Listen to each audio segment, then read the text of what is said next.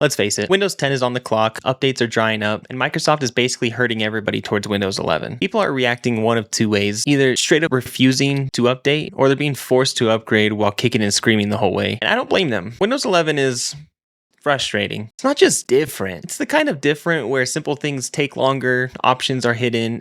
It's way more locked down than it needs to be, and they keep forcing AI down our throat. But there is light at the end of the tunnel, and it's called Windhawk.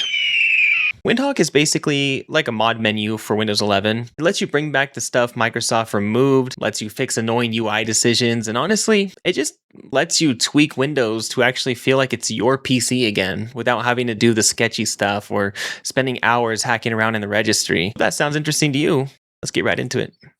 First, what you're going to want to do is head over to this website. Once you get there, you'll be greeted to something that looks just like this. Just click download. You could also browse for mods right here on the website without installing the application. However, once you want to start tweaking, you'll want to come right here to this downloads and hit that bad boy. Now, once you run the setup, you'll be greeted with this window here. Now, one of the best things about this application is not only is it so easy to use, but it's also super transparent. Now, let me show you. First, let's scroll around to see what we like. For me, I think I'm going to choose taskbar dock animation. Now, here's what I typically see whenever I'm looking to make a decision. I look at how many users have installed it. I look at the ratings, and then I click on the details. What's really cool about each and every single one of these mods is you can look at the details, the source code, and you can also look at the changes that have been made recently. You can also, for those of you that are knowledgeable in GitHub, you'll notice there is this little fork icon right here. And this icon is just so you can branch off from the original mod and make your own mod. So if you want to tweak it to make it a little bit better,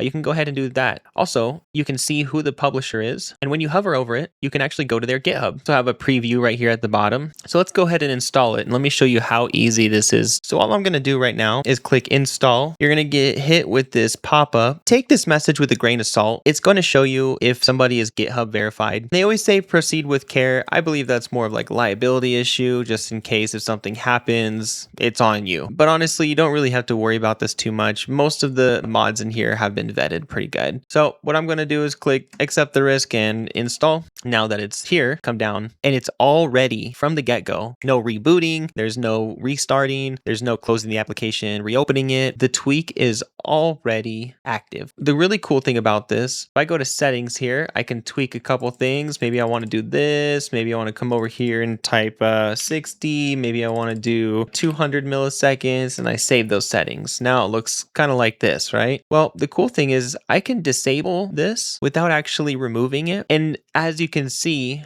it no longer makes the taskbar animation. However, I keep all of my settings. So all I have to do is re-enable it on one click of a button and it's back. Isn't that so cool? Now, if you really don't want it, you don't care for it, you can just remove it altogether. And that's it. It's that simple. This mod can do not only customization, but it can also fix things and bring stuff back. If you're looking for something specific, or maybe you just like how older Windows versions had the start menu on the left side rather than in the middle. So if I wanted to type in start, we have start menu always on left. So not only are you able to customize things, you're also able to tweak things a little bit. Click install. We can see that he's been verified on X and GitHub. He's got a homepage and this is the mod author's name. So not only do we know that he's been verified, but a lot of people have installed his product and they've also rated it 5 stars. So I'm going to go ahead and accept the risk and install. As you can see down below, I've got my start menu all the way to the left. And I can also change a little bit of the settings here. I can make the start menu open on the left side, even if the taskbar icons are centered. So if I open this here, it's going to be in the middle still. But if I turn this back on and save my settings, it shows up on the left, kind of like